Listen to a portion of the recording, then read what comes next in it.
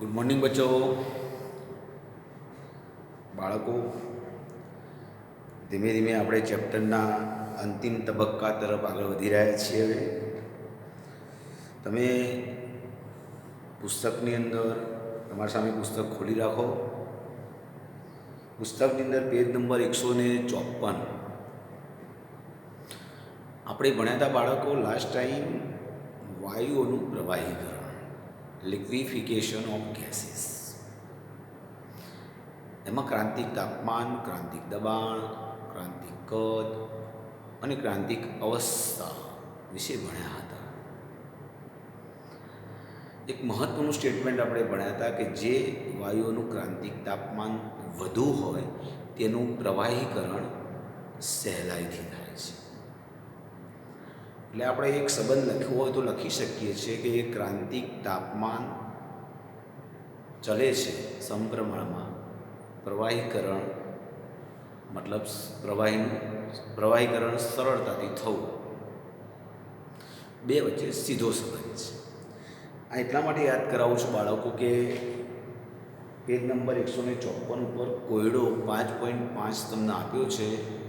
જે તમે વાંચશો હવે તો તમને ખ્યાલ આવી જશે. તમે જુઓ તો ક્રાંતિક તાપમાન આપેલા છે. એમોનિયા, કાર્બન ડાયોક્સાઇડ, આ બધાના ક્રાંતિક તાપમાન આપેલા છે. હું નથી ગણાવતો પણ તમે જોઈ લો. ક્રાંતિક તાપમાન 405.5 કેલ્વિન, 304 કેલ્વિન, આવા બે આપેલા છે. તો પ્રશ્ન છે કે કયા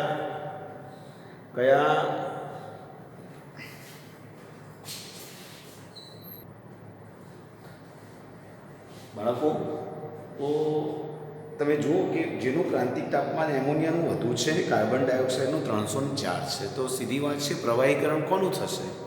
સિમ્પલ એક જ વાક્ય, જેનું ક્રાંતિક તાપમાન વધુ તેનું પ્રવાહીકરણ પહેલું થાય. ઓકે, તો આ ગણવાનો કોઈ પ્રશ્ન નથી બાળકો. ઓકે, હવે તમને આવડી ગયું. આ સાથે આપણે હવે ગેસિયસ સ્ટેટ વિશે આખા ચેપ્ટરમાં લગભગ બધી જ માહિતી મળી ગયા. એના દાખલા વિશે તમને વારે ઘડીએ મેં સૂચન કર્યા છે કે બાકી રહેલા દાખલા ગણવાનો પ્રયત્નો અવશ્ય કરો. સમય મળશે તો આપણે શીખવાડીશું, નહીંતર તમારે જાતે ગણવાના છે બાળકો. કારણ કે સ્વાધ્યાયનો મિનિંગ જ એ છે કે પોતે અધ્યયન કરવું. સ્વ અધ્યયન એટલે સ્વાધ્યાય. અમે કરી આપીએ તો તમે કશું નથી કરતા. ઓકે, તમે પ્રયત્ન કરજો. સમય અનુકૂળતા હશે તો અમે શીખવાનો પ્રયત્ન કરીશું. હવે આગળ ભણી રહ્યા છીએ મિત્રો. હવે આ ચેપ્ટરમાં ટાઇટલ હતું દ્રવ્યની અવસ્થાઓ અને નીચે હતું વાયુ અને પ્રવાહી. તો વાયુ વિશે બધું ભણી લીધું. હવે ભણીશું પ્રવાહી અવસ્થા. પ્રવાહી અવસ્થામાં આપણે જાણીએ છીએ બાળકો કે વાયુ કરતાં પ્રવાહી અવસ્થામાં અણુઓ નજીક હોય છે. એમના અણુઓ વચ્ચે આકર્ષણ બળો વાયુની સાપેક્ષમાં વધુ હોય છે. વાયુઓ એકબીજાથી મુક્ત રહીને હરીફરી શકે છે વાયુના અણુઓ, જ્યારે પ્રવાહીના અણુઓ એકબીજા સાથે જોડાયેલા રહે છે પણ ફરી શકે છે, વહન કરી શકે છે, તેવા છે. એના સ્તરો ખસી શકે છે. કહેવાનો ભાવ એકદમ સજ્જડ આકર્ષણ નથી, મધ્યમ ગાળાનું છે. પ્રવાહીમાં અણુઓ વચ્ચેનું આકર્ષણ વાયુ કરતાં વધુ અને ઘન અવસ્થા કરતાં ઓછું હોય છે. અણુ વચ્ચેના આકર્ષણ બળો, જેને કહેવાય આંતર આણ્વીય આકર્ષણ બળો, ઇન્ટરમોલેક્યુલર એટ્રેક્શન. બાળકો, હવે પ્રવાહી અવસ્થા વિશે આપણે કેટલીક બાબતો ઓલરેડી જાણીએ છીએ, વર્ષોથી ભણતા આવ્યા છીએ કે પ્રવાહી અવસ્થામાં અણુઓ વચ્ચેનું અંતર વાયુ કરતાં ઓછું અને ઘન કરતાં વધુ હોય છે. આકર્ષણ બળો પણ એ જ રીતે વચ્ચે હોય છે. પ્રવાહી એક પાત્રમાંથી બીજા પાત્રમાં રેડી શકાય છે. પ્રવાહીનું કદ નિશ્ચિત હોય છે, એનો આકાર નિશ્ચિત હોતો નથી. જેવો પાત્રનો આકાર તેવો જ પ્રવાહીનો આકાર. પ્રવાહીને કોઈ પાત્રમાં ભરવામાં આવે છે ત્યારે એ સમગ્ર પાત્રને ભરી દેતું નથી, એ ચોક્કસ જગ્યા જ રોકે છે. જ્યારે વાયુને ભરવામાં આવે ત્યારે શું થાય? એ સમગ્ર પાત્રમાં ભરાઈ જાય છે, ફેલાઈ જાય છે. વાયુઓ હંમેશા સમાન મિશ્રણ બનાવે છે. સમાન મિશ્રણ બનાવે. જ્યારે પ્રવાહીમાં પણ મિશ્રણ સમાન બનવાની ઘટના રહે છે, પણ એમાં શું થાય છે, પ્રવાહીનું મિશ્રણ, બે પ્રવાહી જ્યારે ભેગા કરવામાં આવે ને ત્યારે પ્રવાહીનું મિશ્રણ ધીમે ધીમે થાય છે. એનું કારણ છે કે વાયુના અણુ વચ્ચે જગ્યા વધારે. દાખલા તરીકે આ વાયુ એક છે, આ ડાબો હાથ મારો વાયુ એક છે એવું માની લો, અને બીજો હાથ જમણો એ વાયુ બે છે. તો આ સમજી લો, આ વાયુનો એક અણુ, આ વાયુનો બીજો અણુ, આ બે અણુ વચ્ચે જગ્યા વધારે. સેમ પોઝિશન બીજામાં પણ એવું જ થાય. હવે બે અણુ જ્યારે નજીક આવે વાયુ ત્યારે આવી સરળતાથી મિક્સ થઈ જાય, એકદમ સરળતાથી. એટલે વાયુઓ બહુ ઝડપથી પ્રસરણ પામીને એકબીજામાં મિશ્ર થતા હોય છે, અને વાયુઓ હંમેશા સમાન મિશ્રણ બનાવે છે. જ્યારે પ્રવાહીમાં શું થાય છે બાળકો, મિશ્રણ બનાવે, નો ડાઉટ તેઓ મિશ્રણ કરે છે, પણ હંમેશા સમાન મિશ્રણ હોય તેવું હોતું નથી. અને જેમાં પણ સમાન મિશ્રણ હોય એમાં વાયુ જેટલું ફાસ્ટ હોતું નથી. સમાન એટલે એકરૂપ બાળકો. જેમ કે આ પ્રવાહી છે, આ પ્રવાહીમાં બે અણુ છે, તો એની વચ્ચે સ્પેસ થોડો જ હોય, વધારે ના હોય. બીજો હોય તો થોડો હોય. હવે આ જ્યારે અંદર જાય ત્યારે આ સ્થિતિ થાય, પણ વાર લાગે, મિક્સ થતો વાર લાગે, થોડી વાર લાગે. પાણીને આલ્કોહોલને ભેગા કરવામાં આવે, પાણી અને આલ્કોહોલ બંને પ્રવાહી છે, ભેગા કરવામાં આવે ત્યારે શું થાય બાળકો, પાણીની અંદર આલ્કોહોલ રેડો અથવા આલ્કોહોલની અંદર પાણી રેડો તો શરૂઆતમાં એની ભેદરેખા ધીમે ધીમે દેખાતી હોય છે કે બંને, જેમ કે પાણીની અંદર ગળી આવે છે ને, આપણે લિક્વિડ ઇન્ડિગો લિક્વિડ ગળી આવે, પ્રવાહી ગળી, એને પાણી અંદર ટપકું પાડે તો શરૂઆતમાં ભેદરેખા આખી અલગ દેખાય છે કે આ ગળી છે અને પાણી છે. હવે જોઈ શકો ધીમે ધીમે મિક્સ થતું હોય છે, એકદમ ધીમે ધીમે, અને સમય જતાં એકબીજામાં ભળી જાય છે. તો એ સમાન મિશ્રણ જ છે, પણ વાર લાગે. કેમ વાર લાગે? કારણ કે પ્રવાહીના અણુઓ વચ્ચે અંતર બહુ ઓછું હોય છે, એટલે એકબીજામાં ઘૂસવા માટે, અંદર ભળવા માટે થોડો સમય જાય છે. બાળકો, પ્રવાહીના કેટલાક ગુણધર્મો વિશે ભણવાના છીએ આપણે. એમાં એક અગત્યનો ગુણધર્મ લખેલો છે બોર્ડ ઉપર, બાષ્પ દબાણ, જેને કહેવાય વેપર પ્રેશર. બાળકો અહીં જરા જોઈએ વેપર પ્રેશર શું છે સમજવા માટે એક પાત્ર દોરેલું છે. સમજી લો, પાત્ર શૂન્યાવકાશ કરેલું છે. શૂન્યાવકાશ મતલબ અંદર કશું જ નથી, અને પછી પાણી ભરવામાં આવે, અથવા પાણી વતરાવાય, કોઈ પણ લિક્વિડ ભરવામાં આવે. આ ઘટનામાં શું થાય છે બાળકો, કોઈ પણ તાપમાને આ ઘટના થતી બંધ પાત્ર હોવું જોઈએ. બાષ્પ દબાણ માપવા માટે બંધ પાત્ર જોઈએ. તો શૂન્યાવકાશ કરેલું પાત્ર છે, અંદર લિક્વિડ ભર્યું છે, અચળ તાપમાન છે, ધારો કે ઓરડાનું તાપમાન છે, ધારો કે ઓરડાના તાપમાને આપણે તપેલીની અંદર પાણી ભરીને મૂકી દો અને હવા ચુસ્ત બંધ કરી દો, એના જેવી વાત છે. પણ શૂન્યાવકાશ કરીએ તો વધુ સરળતાથી આ ઘટના બને. શૂન્યાવકાશ કર્યો છે મતલબ કંઈ કશું નથી. હવે સમય જાય એમ શું થાય બાળકો, કે અંદર રહેલો પ્રવાહી છે ધીમે ધીમે અંદર કોઈ પણ તાપમાન આપણે પ્રવાહી સપાટી પર બાષ્પમાં રૂપાંતર કરતા હોય છે. તો શરૂઆતમાં બાષ્પીભવનનો વેગ વધુ હોય છે. સપાટી પરના અણુઓ બાષ્પીભવન કેમ પામ્યાનું કારણ છે બાળકો, પ્રવાહીના અણુઓ ગતિ કરતા હોય છે, રાઈટ? એટલે એમની પાસે ગતિ ઊર્જા હોય છે, એટલે એકબીજાથી દૂર રહેવાનો પ્રયત્ન કરે. સૌથી વધારે ગતિ ઊર્જા સપાટી પરના અણુઓની હોય છે, અને સૌથી વધુ ઊર્જા જ્યારે સપાટી પરના અણુઓની હોય ત્યારે એના સપાટી પરના અણુઓ ઝડપથી ઇવેપોરેશન થાય છે, બાષ્પીભવન અનુભવે છે. ઇવેપોરેશન થઈ શકાય છે બાષ્પીભવનની ઘટનાને બાળકો. તો બાષ્પીભવન કોણ ઝડપથી અનુભવે? જેમની ગતિ ઊર્જા વધારે હતી, કાઇનેટિક એનર્જી વધુ. Kinetic energy directly proportional two temperature. તમને ભણાવું છું, યાદ છે ને? કાઇનેટિક એનર્જી ગતિ ઉર્જા એ તાપમાનના સીધો સંબંધ ધરાવે છે. એટલે મતલબ કે જેમનો કાઇનેટિક એનર્જી વધુ હતી એ અણુનું તાપમાન પણ વધુ હતું, મતલબ એની ઉષ્મીય ઉર્જા પણ વધુ જ હતી અને એ અણુ ઝડપથી બાષ્પમાં રૂપાંતર પામે છે. હવે થાય છે શું? ઉપર બાષ્પ બનવાની શરૂઆત થાય છે. સમય જશે, એક સમય આવશે, ધીમે ધીમે બાષ્પ ભેગી થશે. જો બહાર તો જવાનું નથી, પાત્ર બંધ છે, પાત્ર હવા ચુસ્ત રીતે બંધ કરેલું છે. બાષ્પ બહાર નીકળવાનું નથી, એટલે બાષ્પ ભેગી થવાની. બાષ્પના અણુ એક દબાણ ઉત્પન્ન કરશે ને પ્રવાહીની સપાટી પર લગાવશે. શરૂઆતમાં પ્રવાહીમાંથી બાષ્પીભવન થવાનો વેગ વધુ હોય છે.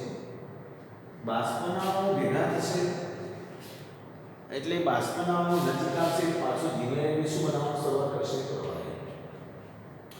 એક સમય એવો આવશે કે પ્રવાહીમાંથી બાષ્પ બનવાનો વેગ અને બાષ્પમાંથી પ્રવાહી બનવાનો વેગ સમાન થઈ જશે. શરૂઆતમાં પ્રવાહીમાંથી બાષ્પ બનવાનો વેગ વધુ હોય છે, કારણ કે આપણી પાસે પ્રવાહી જ હતું, એમાંથી બાષ્પ બનવાનો વેગ વધુ હોય છે. પ્રવાહી રિવર્સિબલ પ્રોસેસ છે આ બાષ્પ. તો શરૂઆતમાં પ્રવાહીમાંથી બાષ્પ બનવાનો વેગ એટલે આ પુરોગામી દિશાથી જે વેલોસિટી ઓફ ફોરવર્ડ રિએક્શન, જેને આવું પણ બોલી શકાય, વેલોસિટી ઓફ ફોરવર્ડ રિએક્શન, પુરોગામી પ્રક્રિયાનો વેગ વધુ હોય છે. બાષ્પ વધારે નથી, પછી બાષ્પ ભેગી થાય એટલે પાછી બાષ્પના અણુઓ જોડાઈને શું બનવાનું ચાલુ થશે? પ્રવાહી. બાષ્પના અણુ પાછો પ્રવાહી બનાવે, રિવર્સ પ્રક્રિયા માટે રિવર્સ પ્રક્રિયાનો વેગ, રિવર્સ પ્રક્રિયાનો વેગ, પ્રતિગામી, ગુજરાતીમાં કહેવાય પ્રતિગામી પ્રક્રિયાનો વેગ, વેલોસિટી ઓફ રિવર્સ રિએક્શન ચાલુ. શરૂઆતમાં વેગ વધુ, બાષ્પ પાછો આમ ચાલુ થાય, પ્રવાહી બને. શરૂઆતમાં વીએફ વધારે, વીઆર ઓછો. એક સમય એવો આવે બાષ્પ ભેગી થતી જાય, પાછો રિવર્સ વેગ વધતો જાય. બાષ્પના અણુ જેટલા વધતા જાય રિવર્સ વેગ વધતો જાય, પેલો ઘટતો જાય. એક સમય એવો આવે કે વીએફ અને વીઆર સમાન થઈ જાય અને તે વખતે પાત્રમાં પ્રવાહી અને તેની બાષ્પ વચ્ચે સંતુલન સ્થપાય છે. બંધ પાત્રમાં જ આ સ્થિતિ સર્જાય. બંધ પાત્રમાં પ્રવાહી અને તેની બાષ્પ વચ્ચે સંતુલન સ્થિતિ સર્જાય અને સંતુલન વખતે બંને બાજુના વેગ સમાન હોય. કઈ બંને બાજુના? તો પ્રવાહીમાંથી બાષ્પ બનવાનો વેગ અને બાષ્પમાંથી પ્રવાહી બનવાનો વેગ સમાન હોય છે. અને એ વખતે બાષ્પના અણુઓ જે હોય છે સપાટી પર, એ શું કરતા હોય છે? પ્રવાહીની સપાટી પર એક પ્રકારનું પ્રેશર લગાવતા હોય છે. બાષ્પનો ગુણ છે, વાયુનો ગુણ શું, નેચર શું છે? પાત્રની દિવાલ સાથે અથડાય ત્યારે દબાણ ઉત્પન્ન કરે, એ પાત્રની દિવાલ સાથે અથડાય ત્યારે પણ દબાણ ઉત્પન્ન કરે, પ્રવાહીની સપાટી પર પણ દબાણ લાગુ પાડે છે. તો સંતુલન વખતે પ્રવાહીની સપાટી પર રહેલી બાષ્પના અણુઓ શું કરે? પ્રવાહીની સપાટી પર પ્રવાહી પર દબાણ લાગુ પાડે છે અને એ દબાણનું નામ જ સંતુલન બાષ્પ દબાણ અથવા સંતૃપ્ત બાષ્પ દબાણ કહેવાય છે. સંતુલન વખતે પ્રવાહીની સપાટી પર રહેલી બાષ્પ વડે પ્રવાહી પર લાગતા દબાણને તે પ્રવાહીનું બાષ્પ દબાણ કહેવાય છે. આ આખી પ્રોસેસ કોઈ ચોક્કસ તાપમાને જ માપવામાં આવે છે. તાપમાન બદલાય તો બાષ્પ દબાણ બદલાઈ શકે છે. બાષ્પ દબાણ માપવા માટે પાત્રમાં ભરેલા વાયુનું દબાણ માપવા માટે મેં તમને અગાઉ કીધું મેનોમીટર વપરાય. શું વપરાય? મેનોમીટર. દબાણ માપવા, કયું સાધન વપરાય? મેનોમીટર. પાત્રમાં ભરેલું પ્રવાહી હોય ને એનું દબાણ માપવું હોય, પાત્રમાં વાયુ ભરેલું હોય અને એનું દબાણ માપવું હોય તો મેનોમીટર વપરાય. અને ખુલ્લા બાહ્ય વાતાવરણનું દબાણ માપવું હોય તો બેરોમીટર વપરાય. યાદ રાખો. સંતુલન અથવા સંતૃપ્ત બાષ્પ દબાણ કોને કહીશું? તો સંતુલન વખતે કોના વચ્ચે સંતુલન સ્થપાયું બાળકો? પ્રવાહી અને તેની બાષ્પ વચ્ચે. શરૂઆતમાં શું હતું? શૂન્યાવકાશ કરેલું પાત્ર હતું અને અંદર પ્રવાહી ભર્યું, પાત્ર બંધ કરી દીધું છે, કશું જ નથી પ્રવાહી સિવાય, હવા પણ નથી, માત્ર પ્રવાહી ભર્યું અને શૂન્યાવકાશ કરી નાખ્યો છે. હવા બધી ખેંચી લીધી. શરૂઆતમાં પ્રવાહી બને શું બની તેની બાષ્પ બને છે, કારણ કે પ્રવાહી એટલું જ છે, પુરોગામી દિશામાં પ્રક્રિયા થાય, તેને જેનો વેગ વેલોસિટી ઓફ ફોરવર્ડ છે. બાષ્પના અણુઓ વધે એટલે બાષ્પના અણુઓ ભેગા થઈને શું બનાવવાનું ચાલુ કરે? પ્રક્રિયા પાછું બનાવવાનું ચાલુ કરે, રિવર્સ પ્રક્રિયા થાય, velocity of reverse reaction. Reverse તો બાળકો બંને બાજુના વેગ એક સમયે સમાન થઈ જાય. શરૂઆતમાં કોણ વધારે હોય? હંમેશા પુરોગામીનો વેગ વધારે હોય, પછી પ્રતિગામીનો વેગ વધતો જાય, પુરોગામીનો ઘટતો જાય, પુરોગામીનો ઘટતો જાય, ના વધતો જાય. એક સમય એવો આવે કે સમાન થઈ જાય, એ વખતે સંતુલન સ્થિતિ. તો સંતુલન વખતે પ્રવાહની સપાટી પર રહેલી બાષ્પ વડે પ્રવાહી પર જે દબાણ લાગુ પડે છે તે દબાણને સંતુલન અથવા તો સંતૃપ્ત બાષ્પ દબાણ કહેવાય છે. બાષ્પ દબાણનો આધાર તાપમાન અને પ્રવાહીના સ્વભાવ ઉપર છે. તાપમાન સાથે સીધો સંબંધ છે. બાષ્પ દબાણ ચલે છે તાપમાન. આવું યાદ રાખવા માટે યાદ રાખો.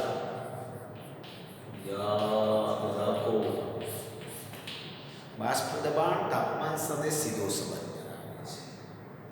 અને આંતરાણીય આકર્ષણ બળો જે પ્રવાહીના સ્વભાવની વાત કરી તે એના સાથે વ્યસ્ત સંબંધ છે. જે પ્રવાહીમાં જેમ તાપમાન વધારે શું થાય બાળકો? સીધી વાત છે કે કાઇનેટિક એનર્જી વધે, ગતિ ઉર્જા વધે, અણુઓ ઝડપથી દૂર જાય, અને દૂર જાય બાષ્પ વધારે બને. Kinetic energy directly proportional two temperature. પ્રવાહીનો સ્વભાવની વાત છે તેમ પ્રવાહીના અણુઓ વચ્ચે આંતરાણુય આકર્ષણ બળો એક્ટિવ હોય છે. આંતરાણુય આકર્ષણ બળો જેટલા વધુ તેમ પ્રવાહીનો એક અણુ બીજા અણુને પકડી રાખે, એને બાષ્પમાં જવા દે નહીં. પ્રવાહીના અણુ વચ્ચે એટ્રેક્શન જેટલું વધુ એમ શું થાય? એક અણુ બીજા અણુને પકડી રાખે, ઉપર ના જવા દે. તો આંતરાણુય આકર્ષણ બળ સાથે ઇન્વર્સલી પ્રોપોર્શનલ છે. ઇન્વર્સલી પ્રોપોર્શનલ વ્યસ્ત પ્રમાણ. યાદ રાખો.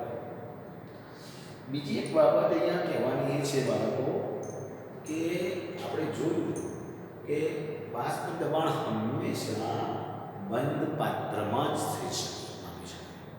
સાથે બીજી વાત કરું, એ ખુલ્લા પાત્રમાં વાત કરું, ચલો એ પછી વાત કરું છું. તો એ આટલી બાબતો યાદ રાખીશું. હવે આગળ વધીએ છીએ. બીજો ટોપિક છે ઉત્કલન. એમાં પેજ નંબર 154 પર વાત ચાલુ છે. ઉત્કલન અહીંયા વાત કરું પૂછતા પહેલાં કે આમાં આ ક્રિયા આપમેળે થાય છે, સ્પોન્ટેનિયસલી થાય છે, અને આ ક્રિયામાં માત્ર સપાટી પરના અણુઓ જ પ્રક્રિયા જાતે અનુભવે છે. વધારે સપાટી પરના અણુઓની ગતિ ઉર્જા ઓલરેડી વધુ હોય છે અંદરના જથ્થા કરતાં, માટે સપાટી પરના અણુઓનું બાષ્પીભવન પ્રથમ થાય છે. ઓકે, તો સપાટી પર પ્રક્રિયા અનુભવાય છે, યાદ રાખીશું. સાથે સાથે આપમેળે થાય છે. કોઈ પણ તાપમાને આ શક્ય છે. કોઈ પણ તાપમાને આ થાય છે. આપણા ઘરની અંદર વાત કરીએ તો ઓવરહેડ ટાંકી હોય છે પાણીની, એ હવા ચુસ્ત બંધ હોય તો તમે જુઓ અડધી ટાંકી ભરેલી હોય તો એની બાષ્પ બનતી હોય અંદર, અને ઢાંકણાને અડે છે ઉપરના ભાગમાં ઢાંકણા ઉપર શું બિંદુઓ જમા જાય પાણીના, કારણ કે ઢાંકણાને અથાડે છે ત્યારે એની ગતિ ઉર્જા ઘટે છે, અને ગતિ ઉર્જા ઘટતા અણુઓ નજીક આવે છે અને છેવટે પ્રવાહી બને છે. એટલે પ્રતિગામી વેગ ચાલુ થતો હોય છે. મેં સમજાવી રીતે. ઓકે, તો કહેવાનો ભાવ સ્પોન્ટેનિયસ છે આ રિએક્શન. શિયાળામાં પણ ઘણી વખત જોવા મળે છે. ટેમ્પરેચર ઠંડુ હોય તો જોવા મળે, તમને ઓછું જોવા મળે. ટેમ્પરેચર વધારે હોય તો વધારે જોવા મળે. આ સ્પોન્ટેનિયસ રિએક્શન છે, આપમેળે થતી રિએક્શન. ઓકે, ચલો સાથે તો હવે બીજી વાત કરીએ. હવે ઉત્કલન. ઉત્કલનમાં શું હોય છે?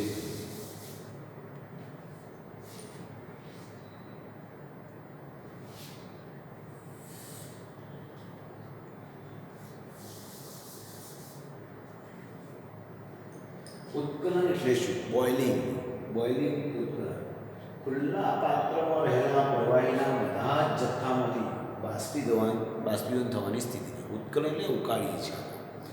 પ્રવાહીને ગરમ કરો, એ ગરમ કરી દરમિયાન એટલે આખા સમગ્ર જથ્થામાંથી બબલ્સ પરપોટાની બબલ્સ દ્વારા આગળ વધે. સમગ્ર જથ્થામાંથી બબલ્સ પરપોટા બહાર નીકળે અને સમગ્ર જથ્થામાંથી બાષ્પીભવન થાય. જ્યારે આગળના કિસ્સામાં શું કહ્યું? સપાટી પરના અણુઓ બાષ્પીભવન અનુભવે તો એ બાષ્પ દબાણ સર્જે છે બંધ પાત્રમાં. જ્યારે ઉત્કલન ઉકાળીએ ત્યારે શું થાય? બાષ્પીભવન અને ઉત્કલન વચ્ચે શું તફાવત? બાષ્પીભવનની ક્રિયા અને ઉત્કલન વચ્ચે માઇનોર તફાવત છે, જરા સમજી લઈએ. બાષ્પીભવન એ સામાન્ય તાપમાને થાય છે અને આપમેળે થાય છે. જ્યારે ઉત્કલન એ સામાન્ય તાપમાને નથી થતું, એને આપમેળે પણ નથી થતું. આપણે ઉકાળવું પડે છે, ગરમ કરવું પડે છે. તપેલીમાં પાણી લીધું હોય તો તમે જો ગરમ કરો છો, ખુલ્લું પાત્ર, સરળ વાત એ છે અને ખુલ્લા પાત્રમાં થાય છે, પેલું બંધ પાત્રમાં થાય છે.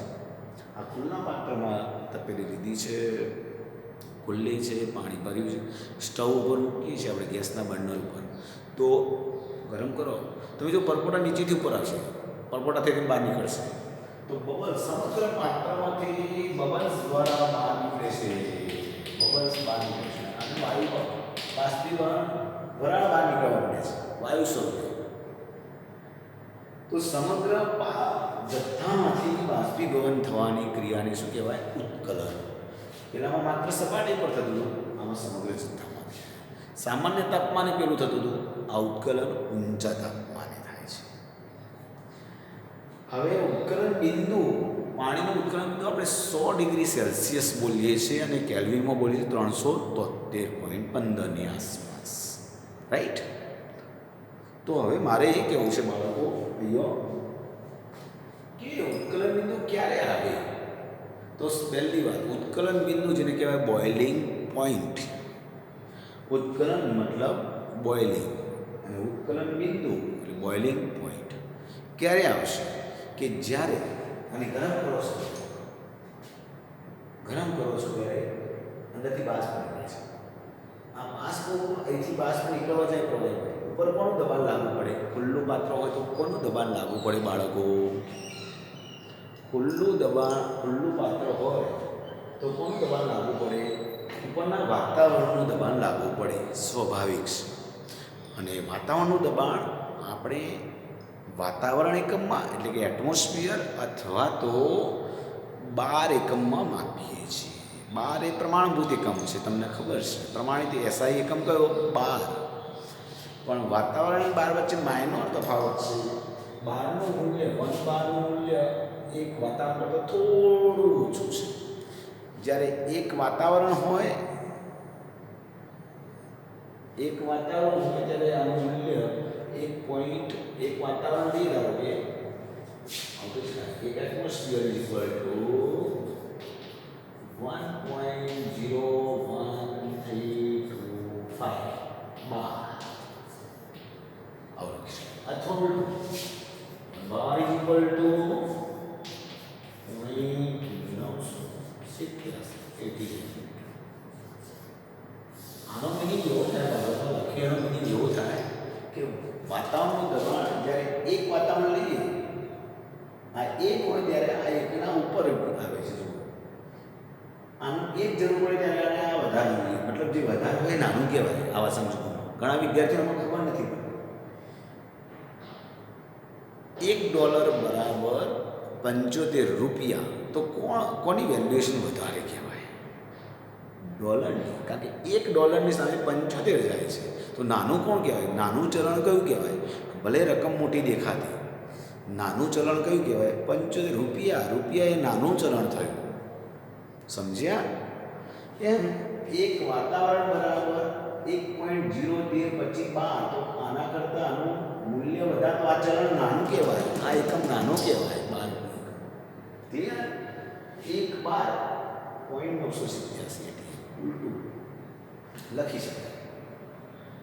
હું એમ કહેતો હતો બાળકો કે જ્યારે ખુલ્લું પાત્ર હોય ત્યારે પ્રવાહીની સપાટી પર વાતાવરણનું દબાણ લાગુ પડે છે.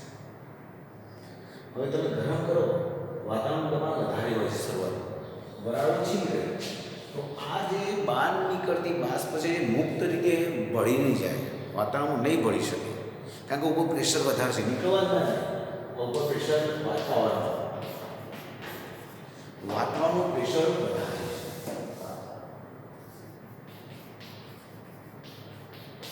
વાતાવરણનું પ્રેશર વધારે છે. આ પાણીની બાષ્પ છે, આનું વધારે છે, નીકળવા નહીં દે, બાષ્પ નીકળતી છે દબાવવાનો પ્રયત્ન કરશે. પણ જેમ જેમ ગરમ કરશો એમ બાષ્પ વધતી જાય, બાષ્પનું દબાણ વધતું જાય, સામ સામે દબાણ આવે. જ્યારે બાષ્પનું દબાણ જે તાપમાને એ થર્મોમીટર ડુબાડવાનું, થર્મોમીટર ડુબાડતો ખુલ્લા પાત્રમાં, જ્યારે પ્રવાહીનું બાષ્પ દબાણ વાતાવરણના દબાણ જેટલું થશે, જે તાપમાને એ તાપમાને બાષ્પનું સરળતાથી અંદર આવે છે. મુક્ત કરી શકશે વાતાવરણ અને સરળતાથી બાષ્પ ઉપર તરફ જશે. તમે જોજો તપેલીની અંદર શરૂઆતમાં ગરમ કરશો પાણી તો એની બાષ્પ તમને દેખાશે શરૂઆતમાં, કારણ કે બાષ્પના અણુને ઉપર નથી જવા દેતું, વાતાવરણનું દબાણ ઉપર જવા દેતું નથી. પણ જેમ જેમ વધારે ગરમ કરો એક સમય એવું આવશે, એવું કરશે બાષ્પ ફટાફટ પછી બાષ્પ દૂર થશે, ઉપર તરફ જતી રહેશે ફટાફટ, બબલ્સ બનશે. તમે જુઓ, જે તાપમાને ખુલ્લા પાત્રમાં રહેલા પ્રવાહીનું બાષ્પ દબાણ બહારના દબાણ જેટલું થઈ જાય, બહારનું દબાણ જે હોય તે એના જેટલું થાય, બહારના દબાણ જેટલું થાય ત્યારે જ આ પ્રવાહી ઉકળે. એટલે કે એ વખતનું તાપમાન જે આવે એને કહેવાય ઉત્કલન બિંદુ, બોઇલિંગ ટેમ્પરેચર. તો યાદ રાખો બાળકો, ઉત્કલન બિંદુ અથવા પ્રવાહી ઉકળે ક્યારે? ખુલ્લા પાત્રમાં જ ઉકળે. બંધ પાત્રમાં પ્રવાહી કદાપી ઉકળતું નથી,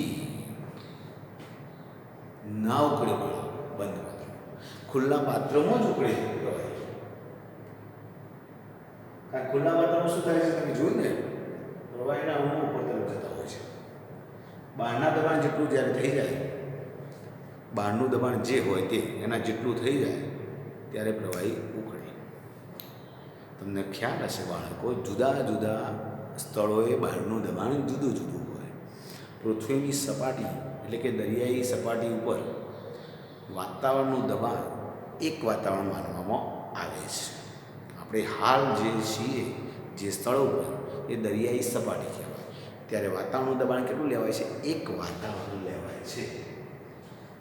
અને આ વાતાવરણની સ્થિતિમાં તપેલીની અંદર પાણી લઈએ આપણે અને ઉકાળીએ તો એ એક વાતાવરણ દબાણે માપેલું તાપમાન કહેવાશે, એનું ઉત્કલન બિંદુ કહેવાશે. એક વાતાવરણ દબાણે માપેલું ઉત્કલન બિંદુ કહેવાશે. તો પાણીનું ઉત્કલન બિંદુ દરિયાઈ સપાટી પર એક વાતાવરણ દબાણે માપેલું ઉત્કલન બિંદુ કેટલું લેવામાં આવે છે? 100 ડિગ્રી સેલ્સિયસ જ્યારે થાય છે ત્યારે બહારનું દબાણ અને પ્રવાહીની બાષ્પનું દબાણ સમાન થઈ જાય છે અને ત્યારે આપણું પાણી ઉકળે છે 100 ડિગ્રી સેલ્સિયસ. હવે આ જ પાણી, હવે આપણે ધારો કે માઉન્ટ આબુ તરફ ગયા અથવા તો મનાલી જેવા સ્ટેશનો પર ગયા, હિલ સ્ટેશન કે જ્યાં ઊંચાઈ ઉપરના સ્થળો, તો આપણે ભણ્યા છીએ બાળકો કે જેમ ઊંચાઈ ઉપર જઈએ છીએ તેમ બહારનું ઉપરની હવા પાતળી થાય અને પાતળી હવાનું બહારનું દબાણ ઓછું હોય છે. યાદ કરો ભણેલું.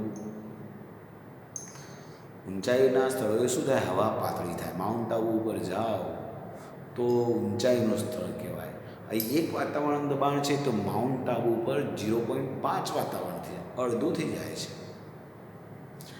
તો કહેવાનું બહારનું દબાણ ઘટી જાય છે. હવે ત્યાં ખુલ્લા પાત્રમાં સ્ટવ ઉપર પાણી મૂકવામાં આવે, તમે જાઓ ત્યારે જોજો ત્યાં પાણી ઉકળતું હોય છે.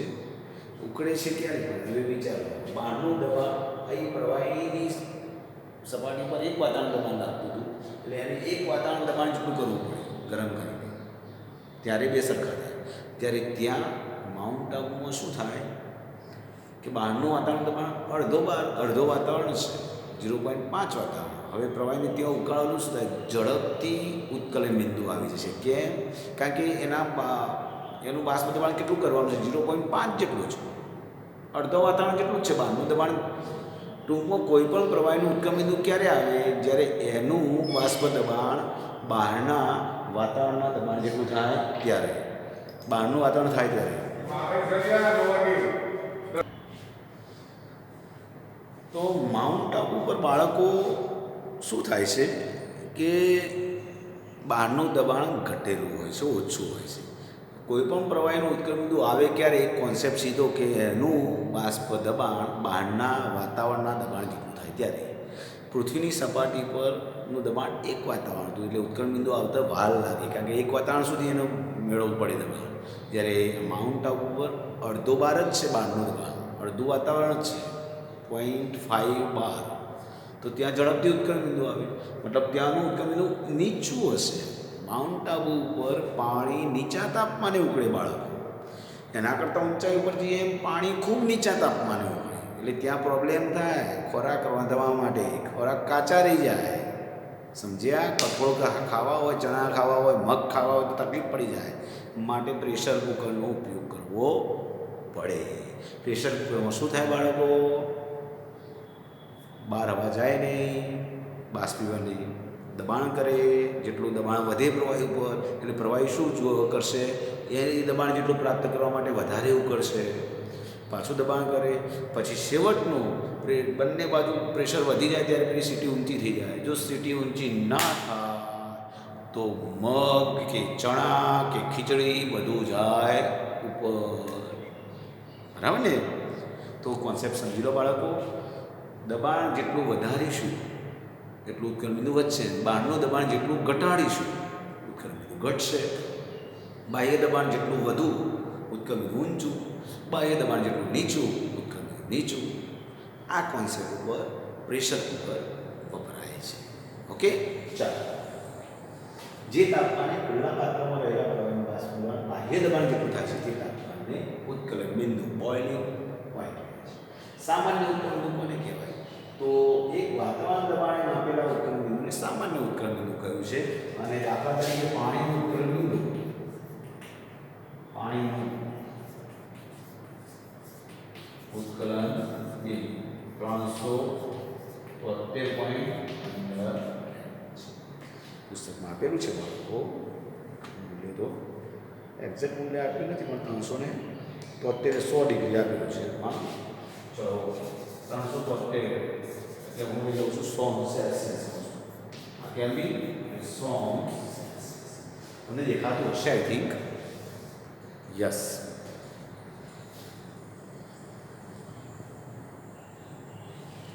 ચલો, પ્રમાણિત ઉત્કલનબિંદુ એટલે બહારનું વાતાવરણ દબાણ 12 એકમમાં માપ્યું ત્યારે પ્રમાણિત ઉત્કલનબિંદુ કહેવાય. વાતાવરણ દબાણ 12 એકમમાં માપ્યું હોય ત્યારે 12 એકમમાં લીધું હોય તે વખતનું ઉત્કલનબિંદુ, અને એ વખતનું 99.6 સેલ્સિયસ. પાણીનું ઉત્કલનબિંદુ 99.6 સેલ્સિયસ એટલે કે 372.6 કેલ્વિન આવે. તમે જુઓ. ઓકે, તો તમે જુઓ ઉત્કલનબિંદુ પ્રમાણિત ઉત્કલનબિંદુ થોડું નીચું કોના કરતાં? સામાન્ય ઉત્કલનબિંદુ. કારણ વાતાવરણનું દબાણનું મૂલ્ય વધુ છે કોના કરતાં? 12 કરતાં. એટીએમ એટમોસ્ફિયર મૂલ્ય 12 કરતાં થોડું ઊંચું છે. એકમો 2 છે, દબાણના બંને એકમો લગભગ સમાન જેવા લઈએ છીએ આપણે, પણ એક્ઝેક્ટ માપ જો તો વાતાવરણનું મૂલ્ય થોડું ઊંચું અને બહારનું દબાણ જેટલું વધુ તેમ ઉત્કલનબિંદુ વધુ. તો સિમ્પલી સામાન્ય ઉત્કલનબિંદુ થોડું ઊંચું છે. ઓકે, કારણ કે એક બાર મૂલ્ય નાનું છે, સામાન્ય વાતાવરણ સામાન્ય દબાણ છે એક વાતાવરણ એનું વધારે છે. ઓકે, તો બાળકો સામાન્ય માહિતી આપી છે મેં, હજુ કેટલીક માહિતી બાકી છે, તમે લખી નાખો પછી હું આગળ વધું. ઝડપ રાખજો થોડી લખવામાં, જેથી આપણો કોન્સેપ્ટ પૂરો થઈ જાય. ચાલો બાળકો, જરા જોઈ લઈએ મુદ્દા. વધુ ઊંચાઈવાળા સ્થળોએ બાહ્ય દબાણ ઓછું હોય માટે ઉત્કલનબિંદુ ઓછું. આપણે એવું લખી શકાય, ઉત્કલનબિંદુ ઇન્વર્સલી પ્રપોર્શનલ તો આઉટ ઓફ પ્રેશર કહી શકાય, અથવા તો બાહ્ય દબાણ જેને કહીએ છીએ, એવું બોલી શકીએ આપણે કે લખો પ્રમાણે જો વધુ ઊંચાઈવાળા સ્થળે એટલે આપણે ઉત્કલન બિંદુ બાહ્ય દબાણ વધુ તો ઉત્કલન બિંદુ રાઈટ ડાયરેક્ટલી પ્રપોર્શનલ બાહ્ય દબાણના સમપ્રમાણમાં. બાહ્ય દબાણ જો વધુ તો ઉત્કલન બિંદુ વધુ, બાહ્ય દબાણ ઓછું તો ઉત્કલન બિંદુ ઓછું. ઇમ્પોઝડ પ્રેશર કહી શકાય, ઇમ્પોઝડ બહારનું લાગુ પડેલું દબાણ. ચલો, ખોરાક વધવા માટે પ્રેશર કુકરનો માટે ઉપયોગ કરવો જોઈએ વધુ ઊંચાઈવાળા સ્થળોએ પ્રવાસ જઈએ કે ત્યાં ગયા હોય. હોસ્પિટલના વાટકાપના સાધનો ઓપરેશન કર્યા બાદ અથવા બીજું કંઈ કાપ્યું હોય, શરીરનું વાટકાપ કર્યું હોય, જંતુવાળું થયું હોય, જીવજંતુવાળું થયું તો એને દૂર કરવા માટે ઓટોક્લેવ, યાદ રાખીશું શબ્દ. તમે ગૂગલ ઉપર સર્ચ મારી શકો છો, ઓટોક્લેવ લખજો. ઓટોક્લેવ લખશો, ઓટોક્લેવ લખશો તો બાળકો એ તમને પ્રેશર કુકર જેવું જ હશે, પણ એ વજનદાર આવે ઉપર, વજન આવે. એના લીધે શું થાય, દબાણ આવે પ્રવાહી ઉપર એટલે ઉત્કલન બિંદુ ઊંચું જાય. ઉત્કલન બિંદુ ઊંચું જાય એટલે સ્વાભાવિકપણે જંતુઓ મરી જાય છે. તો ઓટોક્લેવ લખજો એટલે દેખાશે તમને. હવે મોબાઈલ એલાઉડ છે તમારે જોડે છે, બરાબર. ઓટોક્લેવ લખી જોજો, પુસ્તકની અંદર લખેલું છે ઓટોક્લેવ, નીચે પેજ નંબર 155 ઉપર આ લખેલું છે, રાઈટ. ઓકે. બંધ પાત્રમાં પાણીને ગરમ કરતો તે ઉકળતું નથી, પણ ક્રાંતિક અવસ્થા બને છે. કોઈ પણ બંધ પાત્રમાં પાણીને જ્યારે પ્રવાહીને ગરમ કરી ત્યારે કદાપી ઉકળે નહીં, ક્રાંતિક અવસ્થા આવે. ક્રાંતિક અવસ્થામાં શું થતું હતું યાદ છે બાળકો? પ્રવાહી અને વાયુ વચ્ચેની ભેદરેખા જોવા મળતી નથી, અને એ વખતનું તાપમાન ક્રાંતિક તાપમાન કહેવાય. વાયુ અને પ્રવાહી એકબીજામાં ભળી ગયેલા હોય છે. પ્રવાહી વાયુ જેવો પાતળો થઈ ગયો હોય અને વાયુ પ્રવાહી જેવું ઘટ્ટ થઈ ગયું હોય. એકબીજામાં ખબર જ ના પડે ક્યાં પ્રવાહી છે ને ક્યાં વાયુ છે. ઉકળે નહીં પ્રવાહી, પણ બધું સમગ્ર આખું વાયુ જાણે થઈ ગયું ને એવું લાગે બંધ પાત્રની અંદર. એટલે બહુ બંધ પાત્રની અંદર જ્યારે ગરમ કરો તો પછી પ્રેશર વધી જાય એટલે કુકર ફાટી જાય, પાત્ર ફાટી જાય છે. તો બંધ પાત્રમાં પ્રવાહી કદાપી ના હોય, એટલું યાદ રાખજો. ઉકાળવા માટે હંમેશા પાત્ર ખુલ્લું જોઈએ, યાદ રાખો. ઇવેપોરેશન અને બોઇલિંગ, ઇવેપોરેશન અને બોઇલિંગ, બાષ્પીભવન અને ઉત્કલનનું શું તફાવત આપણે ભણ્યા એનું સારાંશ તે પ્રવાહીની સપાટી પરની ઘટના છે. આ માત્ર સપાટી પર થતી ઘટના છે. એટલે ઘણી વખત આપણે કહીએ છીએ બાષ્પીભવન થયા બાદ પ્રવાહી ઠંડુ પડે છે. કોઈક વખત એક્ઝામની અંદર આવે કે બાષ્પીભવન બાદ શું થાય, તો પ્રવાહી હંમેશા ઠંડુ પડે. કારણ બાષ્પીભવન કોનું થાય? જે પાત્રમાં ધારો કે પ્રવાહી ભર્યું છે, જે અણુની ગતિ ઉર્જા વધારે છે, જેની ઉર્જા વધારે છે તે વહેલા બાષ્પીભવન આવશે. બાકી રહેલા અણુની ઉર્જા કેવી રહેશે? ઓછી. અને ઉર્જા ઓછી થવાથી પ્રવાહી ઠંડુ થાય. તો બાષ્પીભવનના અંતે હંમેશા પ્રવાહી ઠંડુ પડે, યાદ રાખજો. કારણ કે બાષ્પીભવન દરમિયાન વધુ ઉર્જાવાળા અણુઓ જતા રહે છે, બાકી રહેલા અણુની ઉર્જા ઓછી રહે છે. માટે બાષ્પીભવનના અંતે પ્રવાહી ઠંડુ પડે છે. પરપોટા નથી થતા, પરપોટા ના થાય, શાંતિથી બાષ્પીભવન થાય. તે પ્રવાહીના સમગ્ર જથ્થામાં પરપોટા સાથે થતી ઘટના છે. બબલ્સ ઉકાળો એટલે બબલ્સ પરપોટા થવા માટે અને નીચેથી ઉપર સુધી જાય. આમાં સપાટી પર નહીં, આખું પ્રવાહી સમગ્ર રીતે ઉકળે ને એવું થાય. તે બધા જ તાપમાને થાય છે. કોઈ પણ તાપમાને બાષ્પીભવન થાય ને થાય. તે માત્ર ઉત્કલન બિંદુએ જ થાય છે. ધીમી ઘટના છે, સ્લો પ્રોસેસ છે. રેપિડ ફાસ્ટ એ આપમેળે થાય છે, સ્પોન્ટેનિયસ છે, આપમેળે થતી નથી. બાળકો, તો આપણે જોયું કે આ સાથે તમામ ખ્યાલ તમને બાષ્પ, દબાણ અને ઉત્કલન વિશેનો ખ્યાલ આપી દીધો. દરેક પ્રવાહીના ઉત્કલન બિંદુ જુદા જુદા હોય છે. જુદા જુદા ઊંચાઈના સ્થળોએ પણ જુદા જુદા એક જ પ્રવાહીનું ઉત્કલન બિંદુ જુદી જુદી જગ્યાએ જુદું જુદું હોય છે. બાહ્ય દબાણ બદલાય એટલે ઉત્કલન બિંદુ બદલાય. તો બાળકો ઉત્કલન બિંદુ બાષ્પીભવન જે છે બાષ્પીભવનની ઘટના જે ખુલ્લા પાત્રમાં જો થતી હોય બંધ પાત્રમાં થાય છે. જો ખુલ્લા પાત્રમાં ઘટના કરવામાં આવે ખુલ્લું પાત્ર હોય બાષ્પીભવન થતું હોય તો એનો આધાર બાષ્પીભવનનો આધાર 3 બાબતો પર છે. એક તો તાપમાનને પ્રવાહીના સ્વભાવ પર તો ખરો પણ ત્રીજું આવી જાય પ્રવાહીની સપાટીનું ક્ષેત્ર. બાષ્પીભવનની ઘટનાનો આધાર 3 બાબતો પર છે: તાપમાન, પ્રવાહીના સ્વભાવ અને સપાટીના ક્ષેત્રફળ. પ્રવાહીની સપાટીનું ક્ષેત્રફળ જેટલું વધુ એમ બાષ્પમાં જતાં અણુની સંખ્યા વધુ થશે. પાણી નીચે ઢળ્યું હોય તો આપણે એને પહોળું કરી દઈએ તો ઝડપથી સુકાઈ જાય છે કારણ કે બાષ્પીભવન વધુ થાય. પણ પાણીનું ઢગલું એક જ જગ્યાએ રહે તો ઝડપથી સુકાતું નથી કારણ કે એનું સપાટીનું ક્ષેત્રફળ ઓછું રહે છે. ઓકે, લખી નાખો મિત્રો. લગભગ મોટા ભાગના બધા જ કોન્સેપ્ટ મેં કહી દીધા છે. હવે આપણે સામાન્ય દાખલા લઈએ.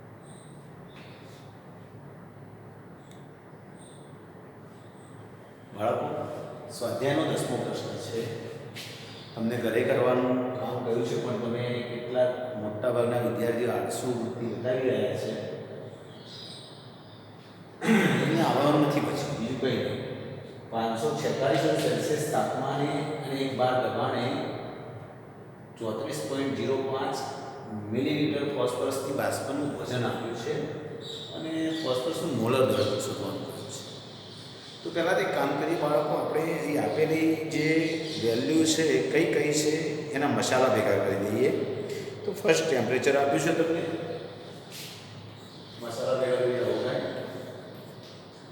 546 વત્તા 200 ઓપ્શનો 819. ચલો પોઈન્ટ અંદર લખી દઉં છું. લખો કે ના લખો લાંબો ફરક નથી પડતો.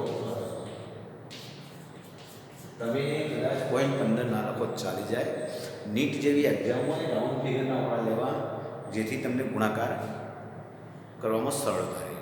નીટમાં કેલ્સી અલાઉડ નથી બાળકો આજની તારીખ સુધીના નિયમમાં.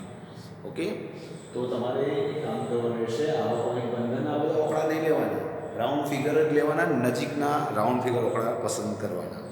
ચલો, 1 બાર દબાણનું પ્રેશર. 1 બાર.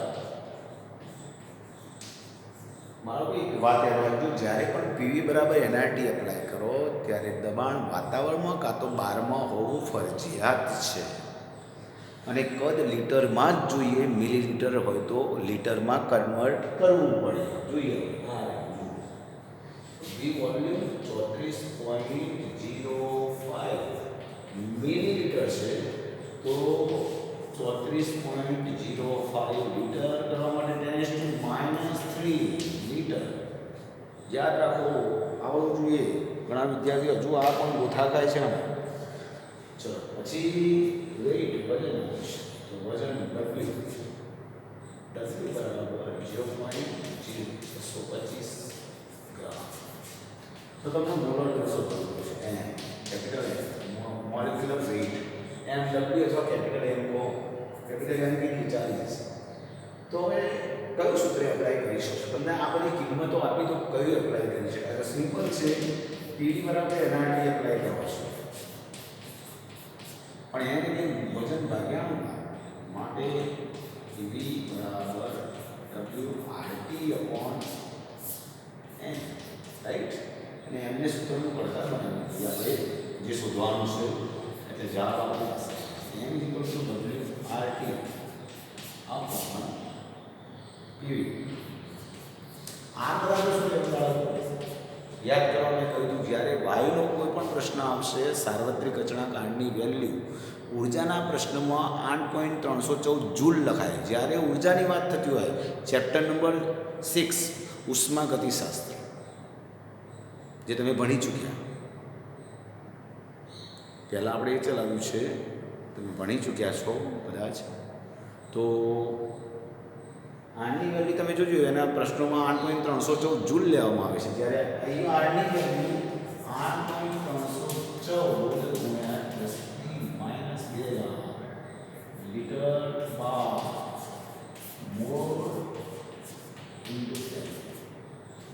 યાદ રાખો, યાદ રાખો. ની કિંમતો મૂકી દો તો જવાબ આવી જશે બાળકો. ડબલ્યુની કિંમત મૂકી દો, આ વેલ્યુ મૂકી દો જાતે 25. આર આપણને 314, 10 માઇનસ 2. ટેમ્પરેચર 819.15. જસ્ટ 819 લખી દો તો એ ચાલે, કોઈ ફરક ના પડે. પ્રેશર 1 બાર, વોલ્યુમ 30.05 10 તો લાસ્ટ આન્સર લગભગ 124.7 મોલ, 7 થી 8 ની આસપાસ આવશે. મોલ ગ્રામ પ્રતિ મોલ, ગ્રામ પ્રતિ. તો આપણો આન્સર લગભગ 125 થઈ છે, લગભગ 125. ઓકે, રાઉન્ડ ફિગર બોલો તો 125 નહીતર આ આન્સર છે. બહુ ઇઝી દાખલો, લખી દો ઝડપથી કરો. સૂત્રો આવડો જોઈએ. બહુ ઇઝી દાખલો છે બાળકો. જુઓ દાખલા નંબર 12, 11મો દાખલો ગણાવી દીધો છે. દાખલા નંબર 12, 16મો દાખલો ગણતા નહીં બાળકો. એ ઓલરેડી અવિત્રો છે અને લાંબો છે અને કંઈ પૂછાય એવો નથી એક્ઝામમાં. એમસીક્યુના વ્યક્તિએ બહુ લાંબા દાખલા કદાપી આવતા નથી. ચેપ્ટર નંબર 2ની અંદર પણ મેં આ વાત કરી હતી, એમાં દાખલા વધુ છે. તો બહુ લાંબી ગણતરીવાળા કદાપી એમસીક્યુમાં આવતા નથી, યાદ રાખજો. એટલે ખોટી મહેનત કરશો નહીં. આપણે જે જરૂરી છે માર્ક્સ મેળવવા પૂરતી એ મહેનત કરો. અને વધુ મહેનત બાયોલોજીના વિદ્યાર્થીઓ તો અવશ્ય નીટની માટે એક્ઝામ જે તૈયારી કરી રહ્યા છો એ બાયોલોજી વધુમાં વધુ વાંચે. મેક્સિમમ 3.32 બાર દબાણે 5 ડેસીમીટર ઘન. 1 ડેસીમીટર મતલબ 1 લીટર. 1 ડેસીમીટર મતલબ 1 લીટર. ધરાવતા 4 મોલ વાયુનું તાપમાન, રાઈટ? તો 3.32 બાર દબાણે અહીં દબાણ આપ્યું છે તો મસાલા ભેગા કરી દેલા. 3.32 બાર, વોલ્યુમ 5 ડેસીમીટર ઘન મતલબ 5 લીટર જ કહેવાય. મિનિંગ એ સ્થાન યાદ રાખો. દબાણ બારમાં અને કદ લીટરમાં જ હોવું જોઈએ.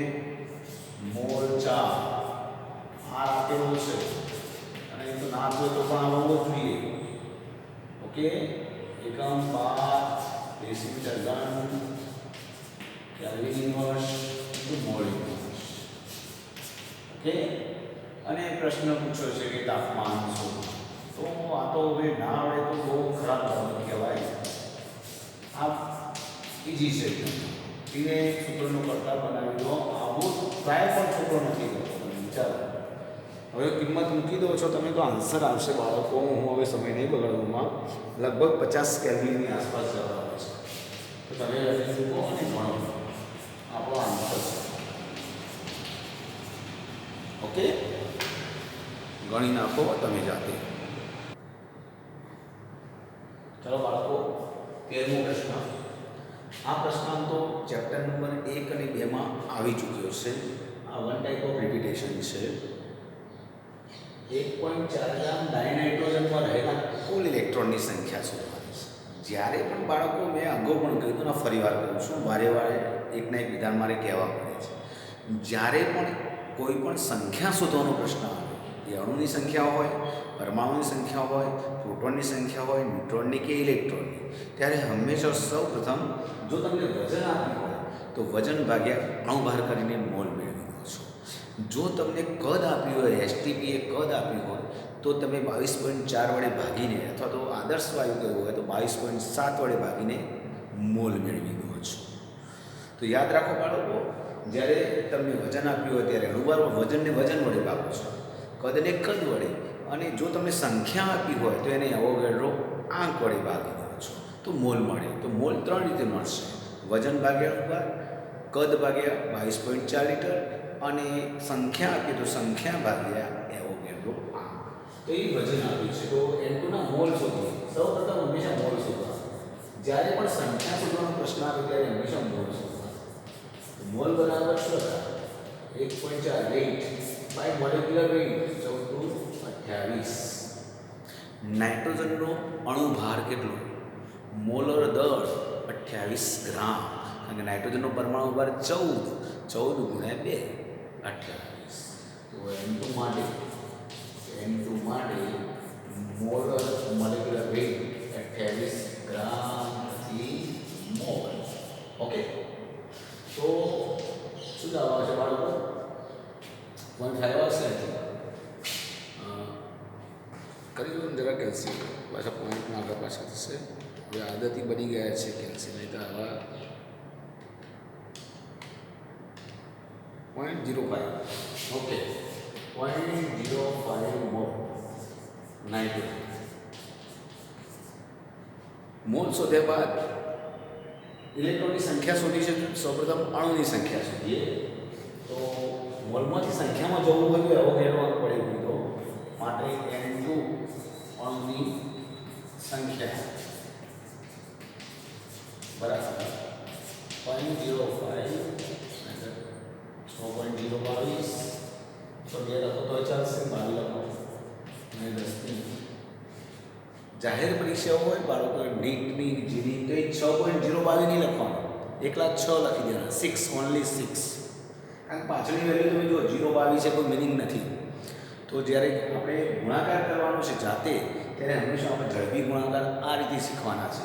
6.022 લખવાના બદલે આપણે માત્ર 6 લખી દઈશું. જવાબમાં વેરિએશન આવશે પણ એ નજીકનો જવાબ હશે એટલે આપણે ટીક કરી દેવાનો. એકદમ ક્લોઝલી MCQ નહીં આવે, ક્લોઝલી એના ઓપ્શન નહીં આવે. આન્સરના ઓપ્શન વચ્ચે ડિફરન્ટ વધારે હોય છે. ઓકે, કોઈ ચિંતા નહીં કરવાની. રાઉન્ડ ફિગર લખવાનું 10 to 20. સો આન્સર 3.0 લેવાનો. 1 ને 2 પોઈન્ટ કાપી નાખો બાળકો તો શું આવે?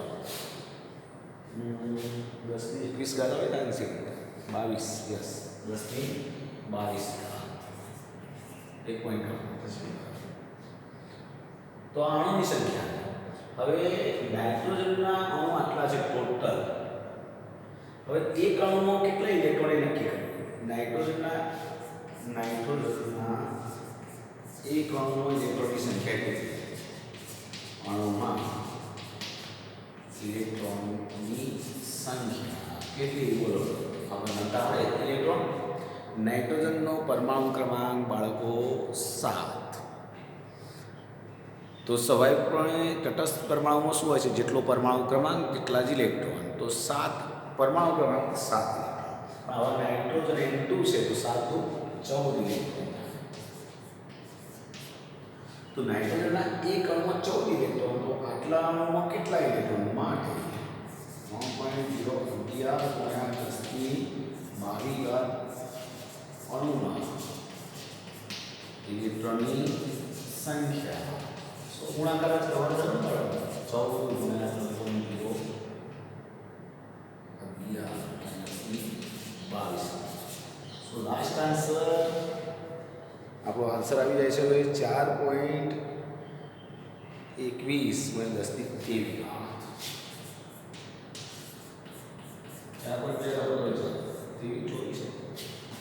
23. ઓકે, તો આ થઈ ઇલેક્ટ્રોનની સંખ્યા આપણો જવાબ. બહુ સરળ. તો જ્યારે પણ સંખ્યા શોધવાનો પ્રશ્ન આવે બાળકો ત્યારે હંમેશા સૌપ્રથમ મોલ શોધી લેવાના રહેશે. ઓકે, ગણી નાખો. ચલો ઝડપથી. ચલો બાળકો, લાસ્ટ પ્રશ્ન. હવે સમય ઘણો થઈ ગયો. 14મો પ્રશ્ન છે, જરા વાંચી લો. 1 સેકન્ડમાં 10 ની 10 ઘાત ઘઉંના દાણા વહેંચવામાં આવે છે. એક વ્યક્તિને 10 ની 10 ઘાત જેટલા ઘઉંના દાણા આપી દેવામાં આવે છે. 1 જ સેકન્ડમાં તૈયાર રાખેલા છે. રાઈટ? 10 ની 10 ઘાત 1 સેકન્ડમાં આપી દેવામાં આવે છે. તો એવો કેટલો 8 જેટલા દાણા વેચવામાં કેટલો સમય જશે? જરા સમજો. તો 10 ની 10 ઘાત ઘઉંના દાણા માટે કેટલો સમય જાય છે? બોલો. Only 1 second. તો એવો કેટલો 6.022 10 ની એવી ઘાત ઘઉંના દાણા માટે કેટલી સેકન્ડ જશે? આ સેકન્ડમાં આન્સર આવશે. સેકન્ડમાં લીધો, સેકન્ડમાં આન્સર આવશે બાળકો. 6.022 10 ની કેવી ઘાત ભાગ્યા 10 ની 10 ઘાત. સિમ્પલ. 6.022 10 ની 13. સેકન્ડ આવ્યા, બસ આટલા સેકન્ડ આવ્યા. અને જરા દિવસમાં કન્વર્ટ કરી, કારણ કે 10⁻13 છે એટલે ખબર પડે કેટલા દિવસો વર્ષમાં કન્વર્ટ કરીએ. ચાલો ઓકે, વર્ષમાં કરીએ. ચલો સેકન્ડના વર્ષ કરવા તો શું હશે? 6.022 10⁻13 સેકન્ડ છે, રાઈટ? તો વર્ષ કરવા સેકન્ડના તો ભાગવા પડે. કેટલા પડે? હવે આપણે કેવી લખી કરશો? સેકન્ડની મિનિટ કરો, મિનિટના કલાક કરો, કલાકના દિવસ કરો, દિવસના વર્ષ. ચલો સેકન્ડમાંથી જવું છે તો સેકન્ડની મિનિટ કેટલી? 60 સેકન્ડ. 60 સેકન્ડ. આવી સેકન્ડ ડબલ કે 60 સેકન્ડ એટલે 1 મિનિટ. 60 વડે મિનિટના કલાક પછી 60 મિનિટ. ઓકે, પછી મિનિટના કલાક 60 સેકન્ડ એટલે 1 મિનિટ. 60 મિનિટ 1 કલાક. 24 કલાક દિવસ. 365 દિવસ વર્ષ. 365 દિવસ એટલે વર્ષ. વર્ષમાં જુઓ, સેકન્ડની મિનિટ 60 સેકન્ડ એટલે મિનિટ. 1 મિનિટ એટલે 60 સેકન્ડ. એક છે 60 સેકન્ડ એટલે 1 મિનિટ. મિનિટના કલાક કરવા માટે 60 મિનિટ એટલે 1 કલાક. કલાકમાંથી દિવસમાં જઈએ 24 કલાક અને 365 વર્ષ. તો તમે જોઈ રહ્યા છો આ બધું કન્વર્ટ કરતા છેવટે અમુક એકમો તો જરૂર નથી. આટલા વડે ભાગશો તો લાસ્ટ આન્સર શું આવે છે જોઈ લો બાળકો તમારો. કારણ કે આ 3600 થવાના અને 24 ઓકે. તો લાસ્ટ આન્સર આવે છે 1.9 × 10⁶ વર્ષ. 1.9 × 10⁶ વર્ષ. તમે જુઓ 10⁻10 દાણા 1 સેકન્ડમાં વેચી દો છો છતાં આટલા વર્ષો થાય છે. એવોકેડો કેટલા દાણા વેચવા માટે આટલા વર્ષો એટલે ઘણા બધા કહેવાય. જુઓ 1.9 × 10⁶ વર્ષ એટલે 19ની પાછળ 10⁵ 19 લાખ વર્ષ જાય છે. કેટલી આ સંખ્યા કેટલી મોટી કહેવાય, વિચારી શકો છો. 19 લાખ વર્ષ જશે આટલા દાણા વેચવા. તો બાળકો ઈજી દાખલા છે. ચલો આજનું લેક્ચર પૂર્ણ કરીએ છીએ. દાખલા ગણતા રહેજો. મળીશું next time. Have a good day, nice day. આવજો.